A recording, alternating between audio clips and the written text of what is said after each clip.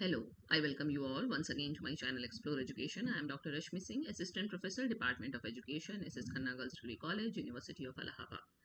And nowadays we are discussing over various issues in qualitative research methodology. And now, today, it is the turn of in-depth interview. हालांकि पहले भी एक बार interview as a tool of data collection के नाम से मैं video record कर चुकी हूँ, बट आजकल क्वालिटेटिव रिसर्च को हम लोग इन डेप्थ स्टडी कर रहे हैं, तो उसमें इन डेप्थ इंटरव्यू पे बात करते हैं। और यहाँ पे ये भी बात होगी कि FGD से कैसे अलग है ये, है ना। A tool for deep exploration of human experience, ये ऐसा वैसा कोई साधारण टूल नहीं है। मानव के अनुभवों का डीप एक्सप्लोरेशन आप इससे पा सकते हैं, गहराई से खोज कर सकते हैं बातचीत के माध्यम से। लेकिन सिर्फ बातचीत नहीं है, क्या क्या है इसमें। What is an in depth interview? An in depth interview is a qualitative data collection technique, है ना। एक आंकड़ों के संग्रहण की प्रविधि है, गुणात्मक, involving an open intensive one on one conversation between a researcher and A participant, जिसमें एक खुली बातचीत होती है ताकि आप स्वतंत्र हैं अपनी बात कहने के लिए। इंटेंसिव होती है, वन ऑन वन कन्वर्सेशन होता है जो अनुसंधान करता है और जो पार्टिसिपेंट है उसके बीच में। किस लिए होता है ये सब?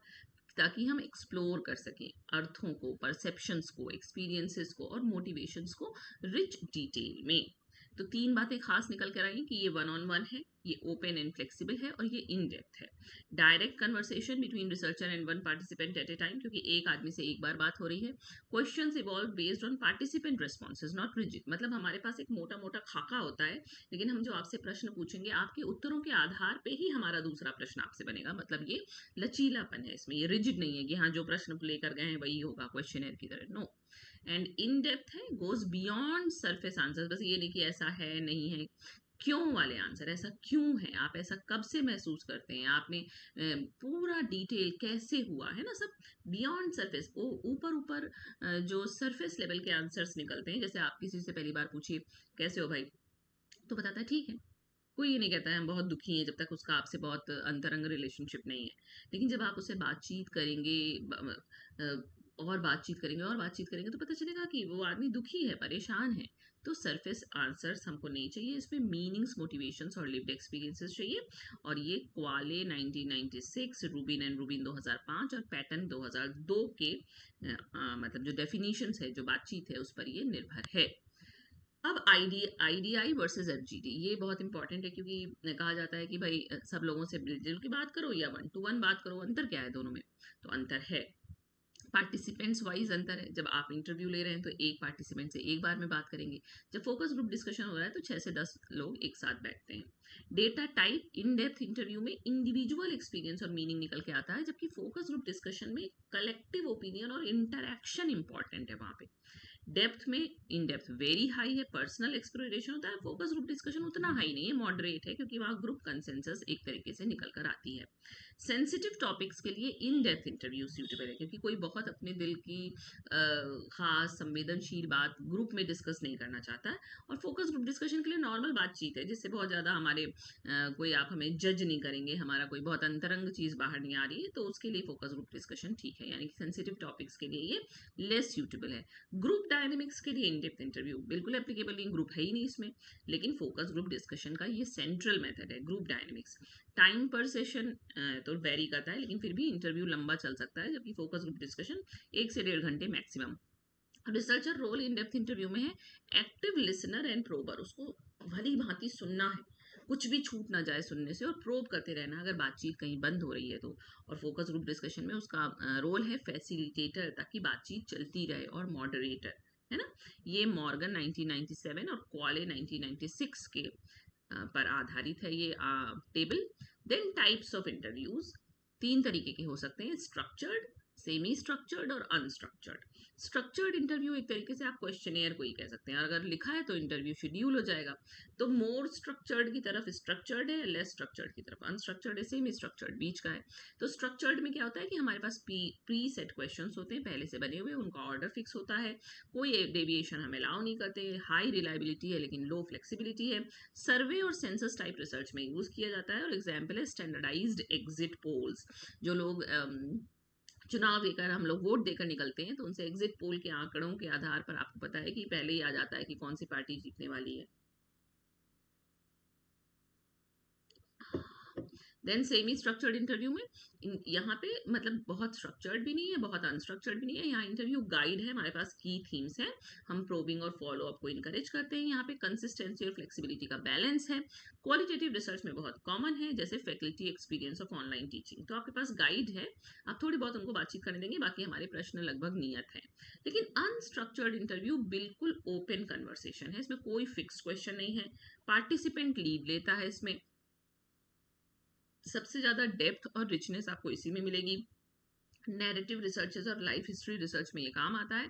और एग्जाम्पल जैसे हो सकता है life history of a tribal Elder, अब उससे बातचीत करने जा रहे हैं तो आप अपने प्रश्न लेकर नहीं जाएंगे, कहीं से भी बात शुरू होगी और फिर बात शुरू होती जाएगी पार्टिसिपेंट के रिस्पॉन्सेज के आधार पर। ये पैटर्न 2002 और कॉले एंड ब्रिंकमैन 2009 के पर आधारित है। Then developing an interview guide, अगर हमको एक इंटरव्यू गाइड बनाना हो तो कैसे बनाए। सबसे पहले हमारे पास रिसर्च ऑब्जेक्टिव होना चाहिए कि what do you want to understand, let's objective drive your questions. पहले आप बताइए कि आप क्या जानना चाहते हैं और आपके उद्देश्यों से ही आपके प्रश्न बनेंगे। फिर की थीम्स आइडेंटिफाई कीजिए। Translate objectives into 4 to 6 broad thematic areas, है ना। हमारे जो ऑब्जेक्टिव्स थे उनको हमने थीमेटिक एरिया में बांट लिया। फिर हम ओपन क्वेश्चंस बनाएंगे, जैसे how, describe, tell me about. Yes और नो टाइप क्वेश्चंस नहीं बनाए जाते हैं। लॉजिकली चलिए, पहले ग्रैंड टूर करिए, फिर स्पेसिफिक क्वेश्चंस करिए, फिर सेंसिटिव टॉपिक्स पे बात करिए और तब फनल ऑर्डर, मतलब बड़े से छोटे की तरफ, जैसे कुप्पी होती है। और ऐड प्रोब्स, कहीं कहीं हमारे पास प्रोब भी हमको ऐड करना पड़ेगा, जैसे कैन यू से मोर, या आप इसको और समझा सकते हैं, या आप इसके लिए एक उदाहरण दीजिए, इस तरह से। तो जैसे सैम्पल गाइड देखिए, टॉपिक है मान लीजिए teachers experience of online teaching, इस पर हम इंटरव्यू गाइड बनाना चाहते हैं तो क्या करें। ओपनिंग क्वेश्चन है tell me about your journey as a teacher. Core question one हुआ कि वो how did you experience this shift to online teaching. Probe हुआ कि उन्होंने बताया कि हाँ ऐसा है ऐसा है, तो आप पूछिए आपके लिए सबसे चैलेंजिंग क्या था। फिर पूछिए आपके स्टूडेंट्स कैसे रिस्पॉन्स करते हैं। फिर पूछिए कि आप कोई स्पेसिफिक एग्जाम्पल दे सकते हैं।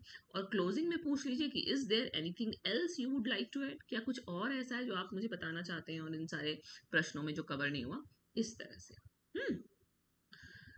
देन प्रोबिंग टेक्निक, प्रोब करना पड़ता है बार बार इंटरव्यू लेने वाले को, जैसे एलिबोरेशन प्रोब, जब आपको लगता है कि इस बारे में और बातचीत होनी चाहिए तो आप पूछिए can you tell me more about that, है ना। तो इनकरेजेस डीपर एक्सप्लेनेशन, इससे डीपर एक्सप्लेनेशन निकल के आता है। कभी कभी क्लैरिफिकेशन प्रोब देना पड़ता है, जैसे उसने जो कहा आप शायद समझ नहीं पाए तो आप कहेंगे what do you mean by, मतलब आप इससे क्या अर्थ निकलता है। तो इससे जो क्या होगा, जो शक और जो एम्बिग्विटी आपके दिमाग में है वो क्लियर हो जाएगी। कभी कभी साइलेंट प्रोब भी होता है, जैसे पॉज कीजिए, मान लीजिए कोई बहुत सेंसिटिव टॉपिक बता के वो भावाविभोर हो गया है तो आप तुरंत दूसरा प्रश्न मत पूछ लीजिए, उसको पॉज लेने दीजिए, उसको अलाउ साइलेंस टू वर्क, है ना। क्रिएट स्पेस फॉर रिफ्लेक्शन, इससे आपको बेहतर समझ में आएगा कि वो क्या बता रहा है, क्यों बता रहा है। कभी कभी एग्जाम्पल प्रोब देना पड़ता है, could you give me an example. कभी कभी contrast probe, how is that different from before, मान लीजिए उसने कुछ कहा फिर कुछ दूसरी बात, उसने अपनी ही बात को काट रहा है तो आप कहिए कि इससे कैसे अलग है, या आप कैसे उसके तुलनात्मक अध्ययन कीजिए, मतलब। और echo probe, repeat last words with rising intonation, invites participants to continue, मतलब आप उनसे बोलिए कि आप बातचीत करिए, है ना, इस तरह से। तो इस कई तरीके की हैं, ये तो करते करते आदमी को समझ में आता है, लेकिन फिर भी आपको प्रोब करना पड़ेगा, सिर्फ ऐसे ही बातचीत नहीं चलती है। देन रैपो बिल्डिंग, सबसे खास बात, अगर आपका आपके पार्टिसिपेंट के संग रैपो स्टैब्लिश नहीं है तो वो कैसे बताएगा आपको अपनी खास बातें। The quality of the interview data depends almost entirely on the quality of the relationship between interviewer and interviewee. जो आपके बीच का रिलेशनशिप है उसी से डिपेंड करेगा कि कैसा इंटरव्यू का डेटा आ रहा है। जैसे बिफोर आप क्या कीजिए, इंटरव्यू लेने से पहले आप अपना पर्पस बता दीजिए स्पष्ट रूप से, आप उससे इन्फॉर्म कंसेंट ले लीजिए कि आप उससे बातचीत करने जा रहे हैं, पर इस मुद्दे पे कॉन्फिडेंशियल रहेगी सारी इन्फॉर्मेशन, उसकी गारंटी दीजिए उसको। और एक कंफर्टेबल वेन्यू चूज कीजिए। ड्यूरिंग यानी कि बातचीत के दौरान आपको क्या करना है, एक आई कांटेक्ट बना के रखिए, एक्टिव लिसनर बनिए, यूज ओपन बॉडी लैंग्वेज, है ना। एक्नॉलेज इमोशंस रेस्पेक्टफुली, अगर वो कुछ परेशान हो रहा है, दुखी हो रहा है, क्रोधित हो रहा है तो उसके इमोशंस की रेस्पेक्ट कीजिए। और इंटरप्ट मत कीजिए। आफ्टर क्या करेंगे, इंटरव्यू लेने के बाद आप उसको धन्यवाद दीजिए, थैंक द पार्टिसिपेंट सिंसियरली, है ना। मेंबर चेक कीजिए अगर जरूरी लगे। ट्रांसक्राइब सून आफ्टर, तुरंत उसको ट्रांसक्राइब कर लीजिए, नहीं तो आप भूल जाएंगे। और रिफ्लेक्टिव मेमो लिखिए। इस तरह से इंटरव्यू लिया जाता है। Then recording and transcription. Recording, audio recording के बिना तो काम ही नहीं चलेगा क्योंकि सब कुछ आप लिख नहीं सकते, ये प्रेफर्ड है। वीडियो रिकॉर्डिंग, अगर आप ने उसने कंसेंट दे दी है तो आप वीडियो रिकॉर्डिंग भी करेंगे। वीडियो रिकॉर्डिंग से आप नॉन वर्बल क्यूज भी कैप्चर कर सकते हैं, जो वो परेशान हो रहा था, जो वो दुखी हो रहा था, जो वो अपने भावों को छुपा रहा था, वो सब भी। फील्ड नोट्स आप लिखिए एसेंशियल बैकअप के लिए, है ना। Ethical requirement, always obtain explicit consent. हमेशा ही कहा जाता है कि क्वालिटेटिव रिसर्चेस में एथिक्स ज़्यादा इंपॉर्टेंट है, क्योंकि यहाँ आप बातचीत सेंसिटिव मुद्दों पर करते हैं, तो आप उससे इन्फॉर्म्ड कंसेंट ले लीजिए कि हाँ हम इस बातचीत का कहीं और गलत इस्तेमाल नहीं करेंगे। फिर ट्रांसक्रिप्शन, आपको वर्ड टू वर्ड लिखना पड़ेगा, इंक्लूडिंग पॉजेज। आपको ये भी लिखना पड़ेगा उसने गहरी सांस ली, वो रुक गया, वो परेशान हो गया। फिर Jefferson notation, symbols for overlap, symphysis, silence, ऐसा बना लीजिए कुछ कि हम ओवरलैप के लिए क्या सिंबल यूज करेंगे, इम्फेसिस के लिए क्या, साइलेंस के लिए क्या। क्लीन ट्रांसक्रिप्ट, साफ सुथरा ट्रांसक्रिप्शन लिखिए जिससे कि वो पढ़ा जा सके। और transcription is analysis, decisions about what to include are analytical. Transcription इसमें बहुत ज़्यादा ज़रूरी है, वही विश्लेषण है एक तरीके से, क्योंकि वहीं से विश्लेषण शुरू हो जाता है। Okay, then common mistakes.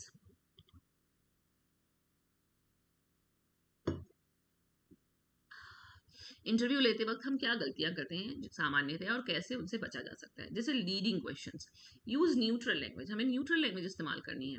What happened, कि क्या हुआ। ये ना पूछिए कि क्या आपको ये डिफिकल्ट नहीं लगा, वो खुद बताएगा कि उसको डिफिकल्ट लगा कि आसान लगा। आस्किंग मल्टीपल क्वेश्चंस, मतलब कि हमको मल्टीपल क्वेश्चंस नहीं पूछने हैं। One question at a time, pause and wait for a complete answer. Interrupting the participant, यानी कि हमको पार्टिसिपेंट को इंटरप्ट नहीं करना है, उसको बोलने दीजिए। Let them finish thoughts fully, वो जो बोलना चाहता है उसे सुनिए पूरी तरीके से। टॉकिंग टू मच, आपको बहुत बात नहीं करनी है, पार्टिसिपेंट को ज़्यादा बात करनी है। Skipping probing, always follow up on interesting और वीक रिस्पॉन्सेज, यानी कि प्रोब को स्किप नहीं करना है। अगर उसने कोई इंटरेस्टिंग या वेग रिस्पॉन्स दिया है तो आप उसको प्रोब कीजिए।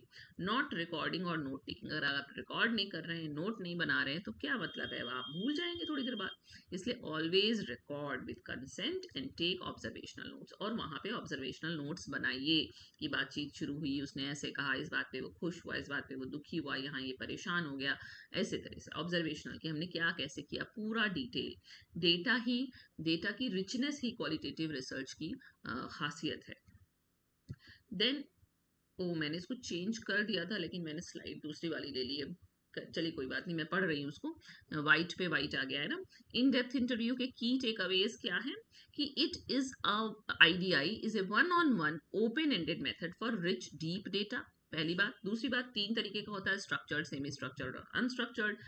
A good interview guide has open questions, logical sequence and probes.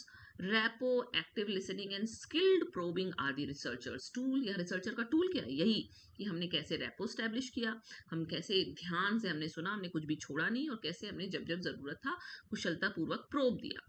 और transcription is not clerical, transcription यहाँ क्लेरिकल नहीं है, it is the beginning of analysis. मैं कह रही हूँ ना कि ट्रांसक्रिप्शन से ही एनालिसिस शुरू हो जाती है, तो जितना बढ़िया आप ट्रांसक्रिप्शन करेंगे आपकी एनालिसिस उतनी बढ़िया होगी। तो क्वाले क्या कहते हैं कि to interview is to enter into a process of understanding. जब आप किसी का इंटरव्यू लेते हैं तो आप समझिए कि आप एक अंडरस्टैंडिंग की प्रोसेस में एंटर कर रहे हैं। ओके, अब खत्म होना चाहिए, yes.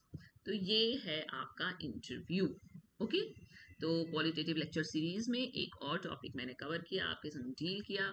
So best of luck for your research work, best of luck for your whatever you want to do with interview, and thank you for watching.